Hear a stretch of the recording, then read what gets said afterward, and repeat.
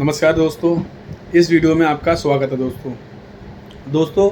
इस वीडियो में मैं आज आपसे बात करूँगा, अगर कोई प्रॉपर्टी का ओनर है, जो लीगल ओनर है, उसकी डेथ हो जाती है। जैसे कि मैं एग्जांपल में बताऊँगा आपको, अगर कोई फैमिली है, उसमें उसके फादर की डेथ हो जाती है। अगर फादर के नाम पे प्रॉपर्टी है, अगर दादा के नाम पे है तो दादा की अगर मृत्यु हो जाती है, या फादर की किसी की मृत्यु हो जाती है दोस्तों, तो उस प्रॉपर्टी को डिवाइड कैसे करें, उसको कैसे बांटें हम लोग, ठीक है ना। प्रॉपर्टी अपने सबको प्रॉपर्टी में हिस्सा कैसे मिलेगा, अगर कोई लीगल ओनर की डेथ हो जाती है तो उसको हिस्सा कैसे मिलेगा, कैसे प्रॉपर्टी बेची जाएगी, वो प्रॉपर्टी कैसे सेल होगी, इस प्रॉपर्टी का लीगल ओनर कैसे बनेगा दोस्तों। तो मैं एक एग्जांपल के साथ में बताऊंगा दोस्तों। एग्जांपल ये है, कोई भी फैमिली है जिसमें एक हस्बैंड वाइफ हैं और उनके 2 बच्चे हैं, एक लड़का और एक लड़की दोस्तों। ये एग्जांपल बता रहा हूँ, फैमिली मेम्बर ज़्यादा भी हो सकते हैं दोस्तों। अगर गलती से भगवान ना करे, अगर किसी के फादर की डेथ हो जाती है दोस्तों किसी भी कारण से, और फादर उसमें लीगल ओनर था, प्रॉपर्टी का ओनर था, उनकी डेथ हो जाती है, तो अब वो उनको सबको हिस्सा कैसे मिलेगा, उनकी वाइफ को, उनके दोनों बच्चों को हिस्सा कैसे मिलेगा, या कल को वो प्रॉपर्टी सेल करेंगे तो कैसे करेंगे, क्योंकि लीगल ओनर तो आज की डेट में है ही नहीं दोस्तों। तो पेपर बनवाने तो बहुत ज़रूरी है वो। तो सबसे पहले इसमें जो पेपर बनेगा, जिसको हम बोलते हैं आर डीड बनेगी, जिसको रिलिक्समेंट डीड भी बोलते हैं, ठीक है ना। तो रिलिक्समेंट डीड, आर डीड जो बनेगी, सबसे पहले इसके अंदर ये बनेगा। इसमें क्या होता है मैं बता देता हूँ आपको।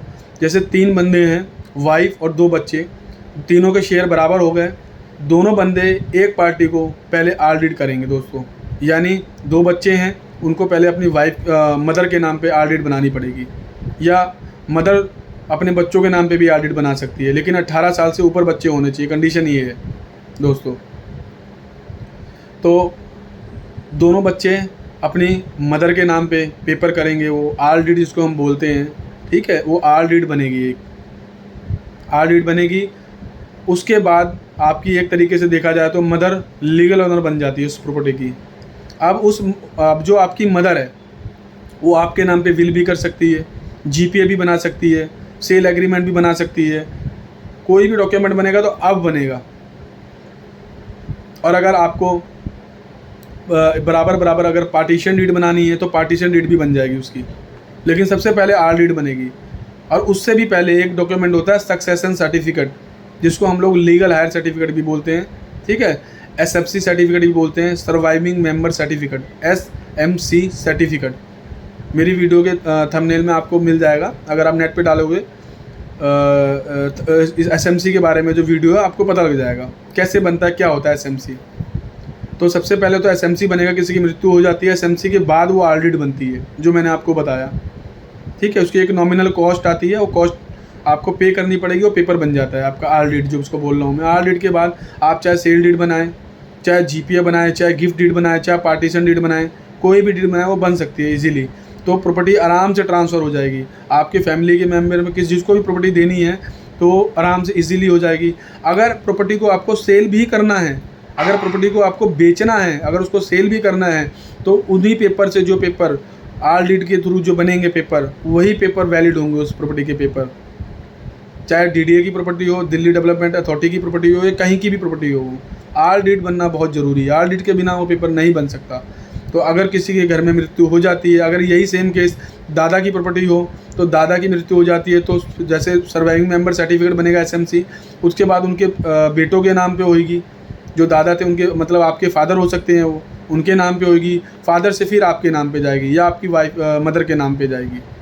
तो आपका प्रॉपर्टी से रिलेटेड कोई भी क्वेश्चन हो, अगर आपका कोई भी प्रॉपर्टी से रिलेटेड कोई भी क्वेश्चन हो, तो थंबनेल पे आपको नंबर मिल जाएगा, हमारी टीम से बात करिए और अपना क्वेश्चन बताइए, और हम आपको उसका सॉल्यूशन बताएंगे कि कैसे वो बिकेगी, कैसे आपके नाम प्रॉपर्टी होगी वो।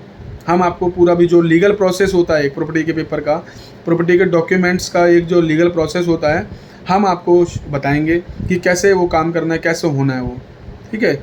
तो दोस्तों, अगर आपका प्रॉपर्टी से रिलेटेड कोई भी काम हो, कोई भी प्रॉपर्टी से रिलेटेड कोई भी डॉक्यूमेंट हो, बेसिकली दिल्ली के अंदर मैं अभी बता रहा हूँ आपको, दिल्ली के लिए वीडियो बना रहा हूँ मैं, आगे जो वीडियो आएंगी अदर स्टेट को लिए आ जाएंगे वीडियो दोस्तों। तो प्रॉपर्टी का जो भी, जैसे मैंने बताया, किसी भी फैमिली में किसी की डेथ हो जाती है, तो सबसे पहले जो डेथ सर्टिफिकेट बनता है, किसी का डेथ सर्टिफिकेट बनेगा। डेथ सर्टिफिकेट बनने के बाद सारी एक फ़ाइल बनेगी सक्सेशन सर्टिफिकेट के लिए, जिसको SMC भी बोलते हैं हम लोग। उसके बाद वो सर्टिफिकेट बनने के बाद आपकी आल डीड बनेगी। आल डीड बनने के बाद आप चाहे आप उसके बाद गिफ्ट डीड बनाइए, चाहे सेल डीड बनाइए, चाहे GPA करिए, चाहे SPA करिए, अदर डीड बन जाएगी आपकी। जो भी डीडें बननी है, जो भी लीगल प्रोसेस होना है पेपर का, जहाँ भी प्रॉपर्टी डिवाइड होनी है, वो आराम से इजीली हो जाएगी, कोई परेशानी नहीं होगी आपको। तो आप दिए गए नंबर पे बात कर सकते हैं, आपको नंबर मिल जाएगा हमारे थंबनेल पे दोस्तों। धन्यवाद दोस्तों।